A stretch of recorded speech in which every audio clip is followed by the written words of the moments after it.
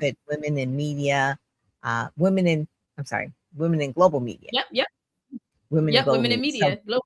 yeah, You got yeah. it So right. give us a little bit of the backstory about how you ended up there, and because there's a whole lot of careers that people can go into, and PR is one of those fields where it's like kind of tough. It's not real easy, but tell us how you ended up in there. That's true. Yeah, absolutely. Well, it's so great to see you again, Dr. Pam. Thank you so much for having me today. My name is Danielle Jeter, and I am a two-time founder. I have an agency called AOI Events and Public Relations, and also Women in Media Global. And I got into PR through my love and passion for theater arts and dance. So if you met me prior to prior to post grad as a college alum, you know me as a dancer. I danced my whole life. So since elementary school through college, I danced, and I also majored in theater arts and dance at Spelman College. So I was literally dancing all over the place, and so it was through my Kind of like a little mini Misty Copeland kind of thing. yes, it was really my first love, and it was through that that really allowed me to find a different career path and something else that I could do. And so as an artist, we not only create art and we not only choreograph to put amazing pieces on stage, but we also have to create our productions. And with the production comes marketing, it comes selling tickets, and you have to Yes. brand the experience. And that's where it really got started for me. So at a young age, when I was in high school, when I was a student at Spelman College, I wasn't just dancing on stage, and I wasn't just choreographing stage. I was also a part of the team that was marketing the productions, getting the word out, and selling tickets to our shows. Because another thing that artists hate is performing to an audience of nobody. Okay, so we Right. want to make sure that we have people in the audience, and I just took a liking to doing that. And that then introduced me into party promotion and being a promoter in college, on campus, and in Atlanta. I got tapped to join a promotion squad with some other students from Morehouse College and Spelman College. And they were like, "Hey, Jeter, you should join and be a promoter." And I was like, "Okay." So they broke it down to me, and they were like, I didn't have to pay to come to the event or pay to party, and I could, also bring my friends with me. I was like, okay, so you're telling me I could just promote this party, tell people to come, and then I can get in for free? Okay, I'm down. And That's so that's a no-brainer. Right, right, right. yeah, and so really that's how I got into it. It was just following my love and my passion for theater, and it really just opened up other opportunities for me. So I often talk about following your joy. Following your joy Mhm. reveals the best path for your life, and I still live by that path. A lot of people will say that party promotions and that sort of thing, because you started out, doing that in college, but really when you get to like maybe doing talk shows and that sort of thing, they call that audience development, right? Just trying to build that audience, trying to get people or people in the seats, whether it's a conference, whether it's a TV show, a live TV show, you're doing audience development, or, if there's a fundraiser, audience development, trying to do all of that. So part of it is now you have a 501c3. So not only are you doing the promotions for that, but you also have to do a little bit of fundraising as well, Right. because just because it's nonprofit doesn't mean that it runs for free. It runs by money. So you have to do the events, you have to do the programming, you have to do the fundraising, obviously the branding. And then when you're doing the dancing on the stages, you're choreographing it, but really you're choreographing it as a story. You're Ex- choreographing a story in short little 2 minute movements, Yep. and that has to be very hard to do. So now you're doing it with words, with events, through the nonprofit. So it's really, I guess you would say, in a way, you're doing promotions, but there's certain things that we can promote. We can promote anything. We can promote hamburgers, we can promote cars, but you choose to promote something that is meaningful to you. And what is that? What is the main thing that you're really interested in promoting or pushing the mission of? Yeah, Pam, you are amazing. That I love how you summed that up. That was awesome. I would say I have a passion for amplifying the voices of those who are underrepresented and underserved. Yeah. And those tend to be voices of women and also Hmm. voices of people of color. Yep. And those are the lanes that I have found great success in, but also just a great passion for and bringing value to those spaces. Well, I want to say you've done a lot of events. How many events have you done? I've, I've done like 400 Yeah. events.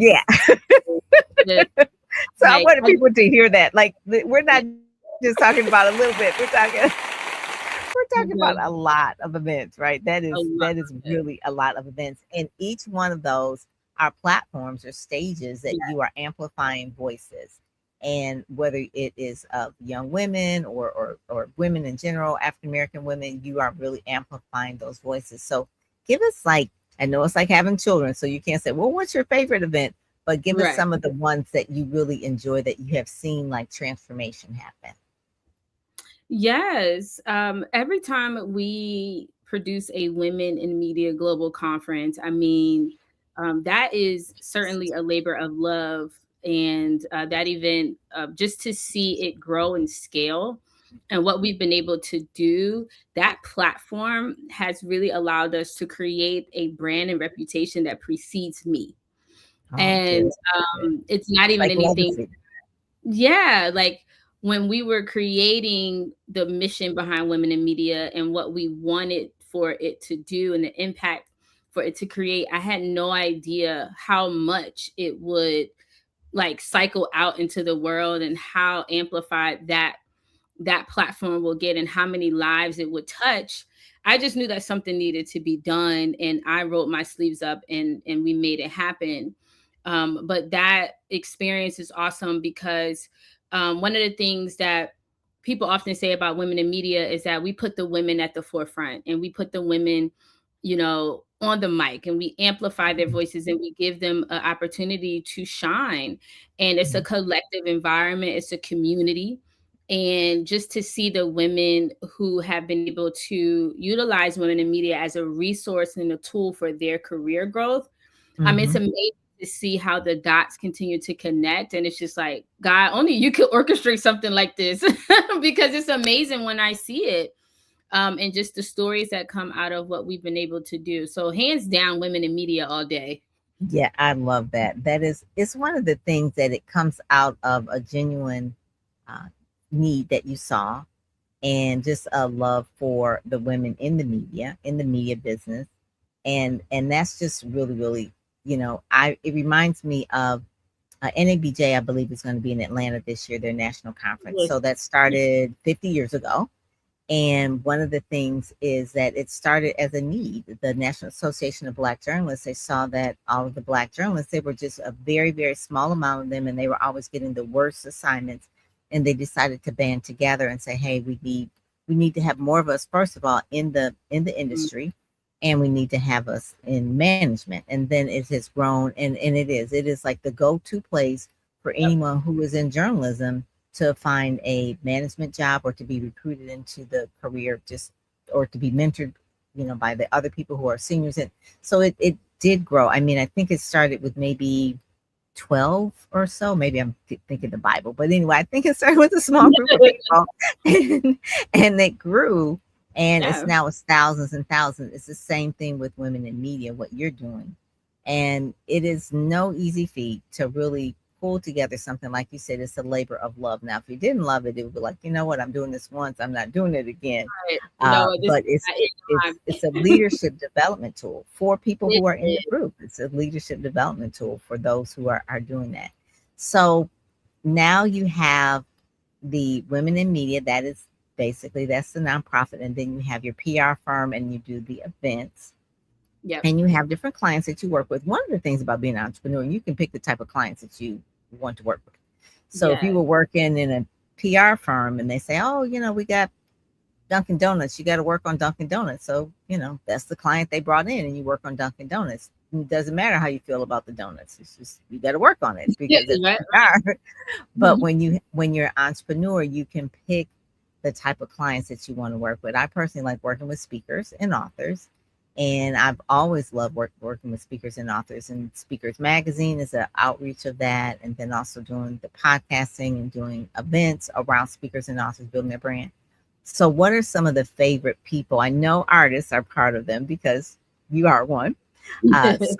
So what other type of clients? I think I saw some political people in there as well. Sure did, yes. So I have a very extensive background in political communications and Ah, government relations. It doesn't okay. get a lot of spotlight or play today, but that space has been an absolute game changer for my career, especially when I was younger. In my 20s, it really allowed me to get exposed to a lot of high powered decision makers. And one thing about politicians, they are very ambitious and they love a young talent who also has great energy. And they saw that in me and they were like, hey, we have opportunities for you. We see something special in you. Like, come work on our campaigns. And Wow. as a result of that, I was able to contribute to several winning campaigns in the city of Philadelphia Oh, to elected officials who are currently seated in office, serving as their that's direct major. recommendation. Yeah, so We're that not talking was about little bitty cities. We're talking about major cities. major citywide campaigns are no joke. Yeah. And I absolutely loved every minute of it. And so both of these campaigns were citywide for City Commissioner Omar Sabir and seated council person Isaiah Thomas. I've also was on a couple of other campaigns with our district attorney, DA Seth, and so he is currently still in office as well. And I served as a advisor for our governor at the time, Tom Wolf, and Mm, that was for a commissioner position. I was on the African American Affairs Commission, advising the governor there as well. And just to think about the fact that I did all this in my 20s, I'm just like, it just blows my mind to just look at the things that I've been able to do in my career. And I'm that is grateful for major. that. So I love that work. I also like working, I do a lot of business professional work. So I might represent organizations and other companies. I love working with big consumer brands. I love working with wine and spirits companies as well. Consumer packaged goods is fun as well. I've had a lot of great success in fashion and wellness and beauty. And Hmm. so those are Those just are some of big the is. industries Those are that big I've is. dabbled in. Yeah. Yeah. Yeah. So one of the things about PR when I'm working with different people, they have to be a little bit ready, so to speak. And so their Oh, brand needs to be promoted, but their brand has to be solid. And so I found that the Branding Accelerator program, which is a challenge I'm doing, it just really helps people get their brand where they need it to be before we can even start getting them television, radio, podcasts, magazines, newspapers, because they think that, oh, well, these people, just call them and put them on. It's like, well, you've got to have A, B, and C.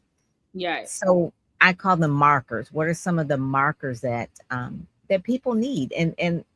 I call this therapy for PR girls because it's like us girls talking about it. And most of our clients think they're more ready than they really are. But Right. like someone will say, I have a book, and it's like, but you don't have a website, or the book isn't on Amazon, or I want to get on such and such, Tamron Hall. That's always the thing, or Sherry Shepherd or J HUD. It's like, okay, but you haven't even been in your local newspaper yet. It's like no one knows you. And the thing that I try to tell people is that those national shows aren't in business to make you famous. They want you to have a little bit more star power or fame or brand equity before you even get there. And so I try to explain that, what does brand equity mean, or what does your platform mean? I said we could start with the basics. If you have a really slamming social media um, following, that can maybe equal the same of you maybe getting some kind of attention from traditional media. So what do you say? What are some of the markers that you try to tell your clients that we need to hit this first, second, and third before we hit Oprah? Okay. Because that's Wow. always Yeah. Everything you just mentioned was definitely spot on. I mean, I have a checklist as well to say, like, hey, these are the things that you need in order for Yes. your brand to be ready. How And about good photos?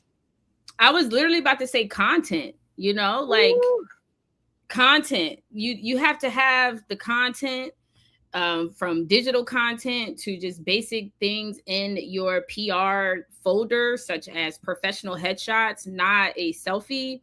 Investing in professional headshots is something that I've over the years had to, like, it was like pulling teeth it in is. It trying to is. get people to understand that, like, I can't promote you while you're not playing the part. Your brand is not ready, and so having a professional bio as well. And then also having some sort of system and back office in your business. I think that is a Ooh, that is bottleneck for really small important. businesses. It's like, if we bring you attention and your infrastructure is not set up in a way to garner that attention, capture the impressions, capture the people who are now tuned into the products and services you have, it is a missed opportunity. And I've seen it Mhm. time and time again where people's back offices are not set up. And then there's Right. also times where you have such busy CEOs or founders or executives, and it's like your life is so all over the place that you don't even have space to actually work in tangent with a strategic partner to help you move things forward, because it takes Exactly. time and you have to work on your brand. And so sometimes those things make it very, very difficult for founders who are just literally all over the place. And it's just That is like, this That is, is so true. That part right there, Danielle, when you said they want to hire a publicist, a strategic partner, get me as much media as you can. Okay, we're ready. And then we send them email and we've got things for them to be booked and to show up, and they don't show up. They can't. They're missing appointments with a particular outlet, or they're late. I mean, so at this point, it's on our reputation, because it's that's like, well, you brought these people here, they weren't even ready, or they weren't yeah, on time, or they missed it, we or missed or it. and we can't have that, because it's not just their reputation, now it's our reputation. Because now if we have other clients that we like to book on an NBC, ABC, or CBS affiliate, and it's like, you know what, we try to book one of your clients and they didn't show up, so it's like, no, no, no. So that part, when you say you have to carve out space for the interview, for the print interview, for the TV interview, for the podcast. And listen, this is the other thing that I just ran about. They cannot put their nose up to any media outlet. So it's Oh, like, well, that is a huge how big one. is a podcast? That's a Where is huge it?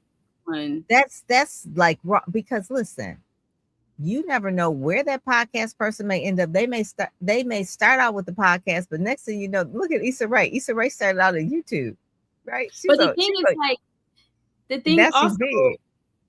exactly. And the thing is, if there is anybody who is willing to invest their time and resources in telling your story, especially if you are not paying this individual, why not take the opportunity? And I also I also really advise for people to understand that when they are in the market to hire a publicist and a PR person, we are a strategic partner. We are not your assistant. We are not we are not your Girl, virtual assistant. we We are are not not your travel your agent. salesman. We are talking executive to executive, CEO to CEO, and you have to come ready with that energy, because we work extremely fast. Mm-hmm, We are mm-hmm. deadline driven. We are Yes, result oriented. We are impact focused. And so when it's time to pull, the green light, and it's time to roll out to of launch. yeah, if it's time to launch, you have to be ready to go to launch. And if you're not ready to go to launch, then you're not ready for a publicist. You actually need to work with somebody to build your brand and your marketing, and that is separate and different a lot of times. And so It is. there's certain things and misconceptions in the industry that really makes it a little challenging to work with certain individuals or certain size companies and things of that sort. And it's, we live in a day and age where there's no excuses out here for any of us, because research is still, it's so much easier now to research with all of the technology and ChatGPT tools and Google. And so let's do our due diligence. Let's Mhm. act like business professionals and Yeah. get things done and get things handled.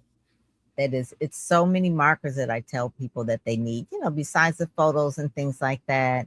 But what I find that people who they have a book, okay, fine, and then they want to speak.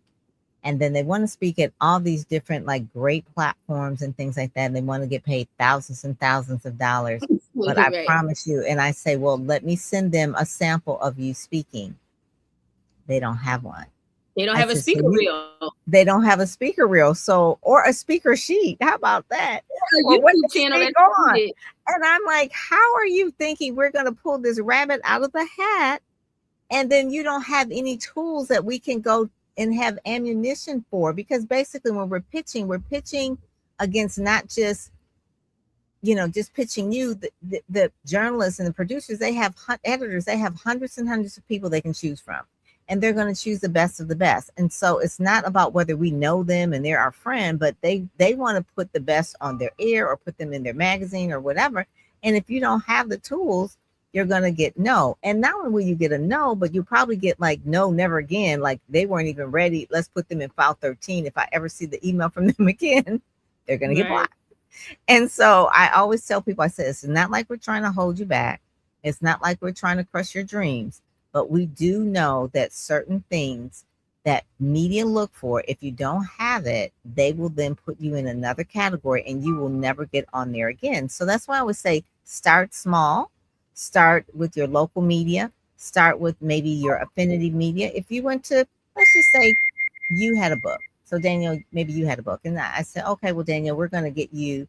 You went to Spelman, so we're going to make sure you get in the Spelman Alumni magazine. It's like, well, but that's like influential.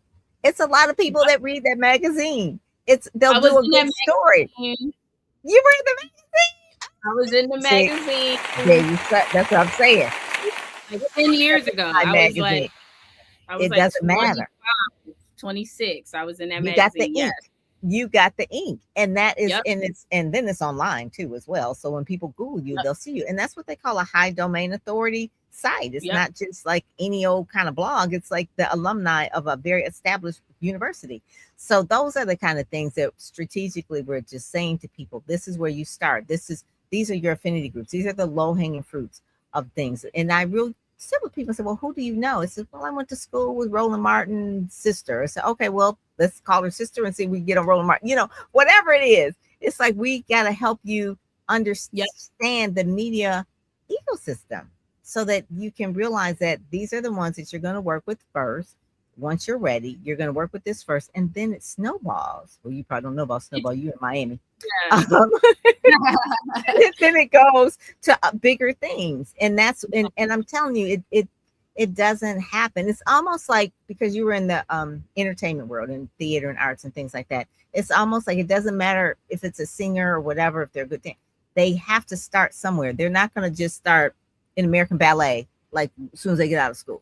You can work up to different places, and it's the same thing with media. You got to work on different things and move up and move up.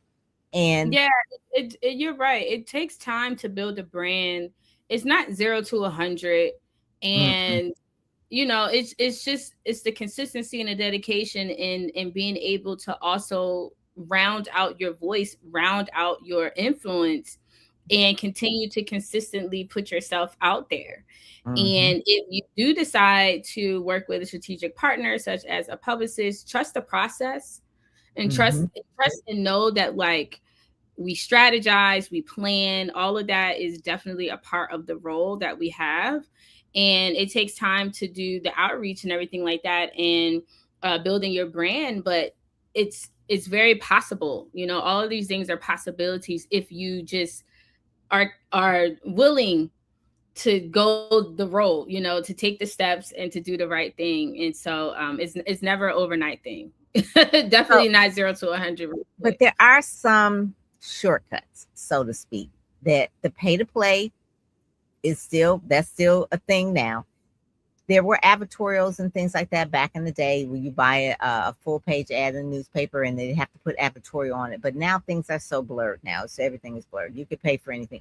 I mean, people were like, well, I was in Inc., I was in Forbes, and I don't want to say this in a negative way, but Forbes will kind of put their name on anything if they got a price tag. Okay. It's like you could write for Forbes if you have the right money, it's just, and so it's like, oh, it's Forbes. It's like, but is it really Forbes or was it paid for Forbes? It's like, it's a difference.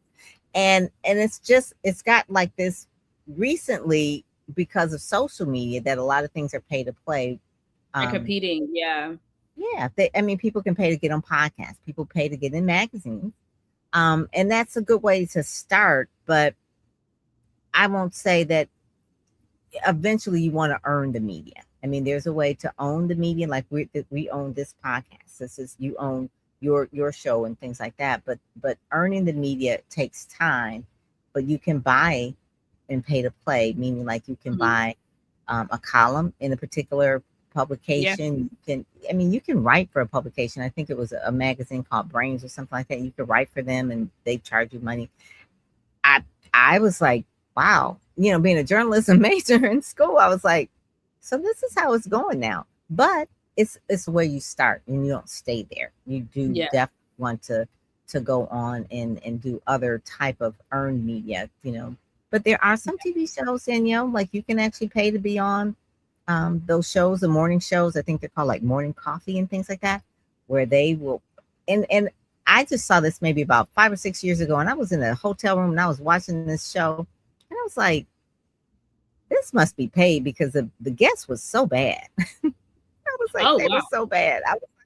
I was like, and I'm looking at it. They were just bad. And I was like, they must be paying. And so I stayed to the credits and I saw the end. And then I called the station. I said, do you all have paid programming? They said, yeah, we do. We call it sponsored posts or sponsored programming. I said, oh, okay. Not an infomercial. It was looked like a real news set. And I was like, oh, okay. And then from there, I was like, well, if they were just a little bit better prepared, you probably wouldn't have told that it paid, but because they were so stiff and that kind of thing. But yeah, that's a change now. What is the trends you're seeing for 2026 now that's going forward? Besides the AI. Well, people leaving TikTok. I saw people, they leaving TikTok. Wow, where they going? They're going to Substack. There's something going on. People leaving TikTok. Got to look into that. Are they going to Substack? There are a lot of Substacks that are coming out for sure. Yeah, there are definitely a lot of Substacks coming out. And people are actually promoting also on Pinterest. So I see people promoting their podcasts and their digital products on Pinterest. Yep. Huh. I have a Pinterest account. It's probably really old, but I don't really promote there. Yep. Okay, so that's a new thing. Yep, products and services there, and it has something to do with SEO as well. Yes, they do have a good follow or do follow. Do follow. Yep. That is so. Good. I definitely saw those two things. Yep. Yeah. And just in terms of AI, it's getting out of control. I'm seeing people with their AI twins. They are just like losing their mind, especially. Definitely AI for sure. They are losing their mind. I'm like, these pictures, it's like, lady, now you don't look like that. It's like, really? It's they dreaming. They may be 70 years old and their picture looks like they are 30. Okay. It's like, you know what? You need to stop.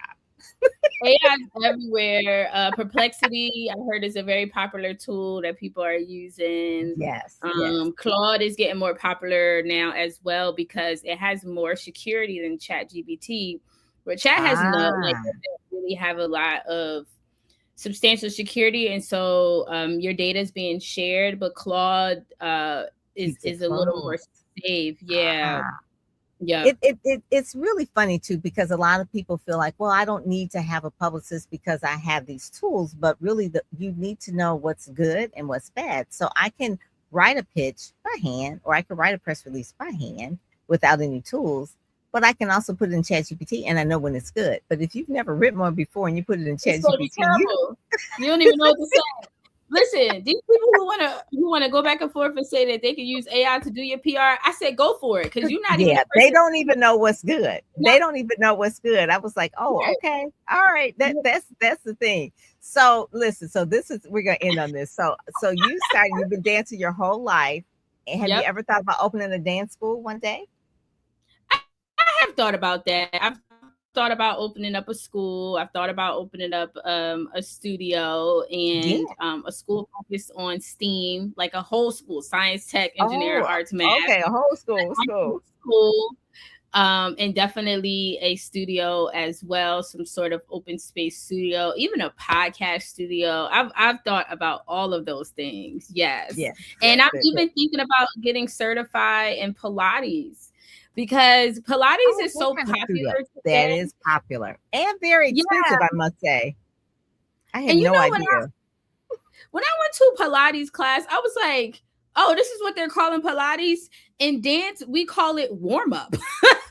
This is Right. our strength conditioning. Yeah, this is they put a formal industry name to it, but it's really how dancers warm their bodies up to dance.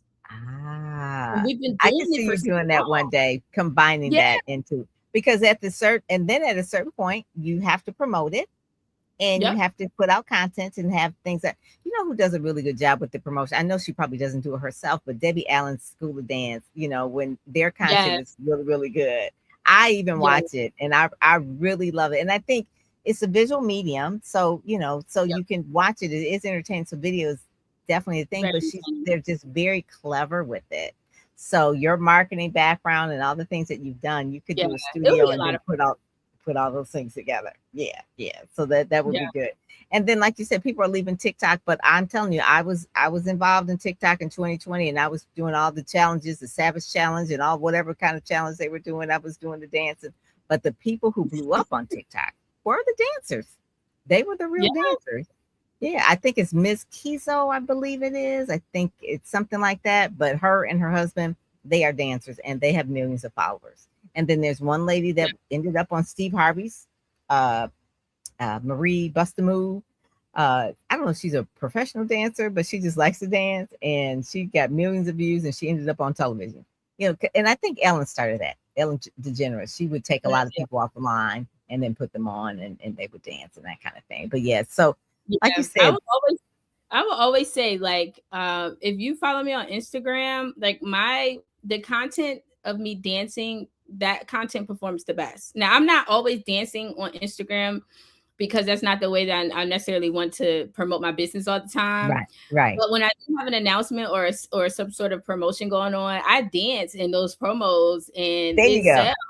Yeah, you do not waste any talent. Okay. If I had that talent, I would be doing it. Now I dance and I'm not a dancer like a trained dancer, but I do like to Yeah, dance. And those do make the most things. yep. It's like The that's most just because I engagement. like music.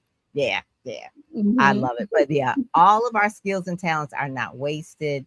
No matter what we were doing, they're a part of as we grow as an entrepreneur. And that's the beauty of Right. entrepreneurship, the It beauty of is. women in media. It forms different things as we mature and go further, and as technology advances, we're going to have different things. So we're going to, I'm talking to you now, it's a little bit longer, but that's okay. When is the next Women in Media conference, and then where can they find out more information about it? Sure. So we actually have Women in Media coffee mixers coming up, and that Oh, series is going to be kicking off in Miami, Florida. And we're looking forward to taking it to other places. We have a very big foundation in Philadelphia, and also Atlanta is another key market for us as well. So we're wanting to try something different and do our coffee mixer. So we're definitely looking for partners, also sponsors. Detroit. Yeah, we can And do yeah, Detroit. in Detroit, I, bring me I to would Detroit. love I would You love to know? have you and do that for Yeah. you in Detroit, in Motown. That is for sure. Yeah, Yeah. yeah. So that's what And we're then we looking could even for. probably tour maybe the new Motown museum as well. Now look at that. That's a really great idea. So we're It's really certainly looking good. forward to that. We're also going to be having our event again during the American Black Film Festival here in Miami, which is always in July. So we do a Women in Media mixer and a live podcast recording for that. And that was absolutely fabulous last summer. So we're looking forward to that event too. And we often do live podcast sets where we allow people like an in-studio audience to come in and watch us record the seasons of our show. So that will be coming up too very soon as well. So right now, a lot of our activity is happening in Miami, Florida, but we are open to collaborative partners to be able to do things in various markets as well. So our website is womeninmediaglobal.org. And our Instagram is WIM Global. And my personal Instagram is DP Jeter, just like my initials right here on the screen. So if you put any of those things in on Google or on social, you should be able to find me. Okay, so that's DP Jeter. Yep. And .com or Instagram. Okay, that's on Instagram. That's IG. Okay, because we want to see you go over there and see you dancing. So yeah, so that will be where we will see you there. Did I put that here? Yep, put that across the bottom. IG at DP Jeter there. All right, that's cool. Yeah. All right, so that way we can find all the things there. Well, thank you so much. This has been really good. I love talking to you. This has been like for me like therapy, like just talking to another PR colleague about all the things that we do, and it's so creative and it's always changing and it's always fun. So I've been in it for 30 plus years and it's changed, but I'll still be in it for a while. I love it because it's always different. So keep at it. And when you get the studio going or whatever, just reach out and if you want to do something here in Michigan with the Women in Media, definitely for sure we can get together for that. Okay. Thank you so much, Dr. Pam. This was a joy to join you. Thank you for having me on your podcast. You are an absolute joy to know. I'm so glad we're connected, and I look forward to staying in touch. Yeah. Yes, we'll do. All right. God bless you. Thank you all for watching. Get out there, get known. Take care. God bless. You've been listening to the Get Out There and Get Known podcast, brought to you by PamPerryPR.com, where you'll get insider tips on how to build your platform, pitch the media, and promote yourself with confidence. Head over to PamPerryPR.com and get the exclusive video training on the 7 must-have marketing materials you need before you pitch in order to be considered in media places or superstar stages. PamPerryPR.com, where you help you shine like a superstar.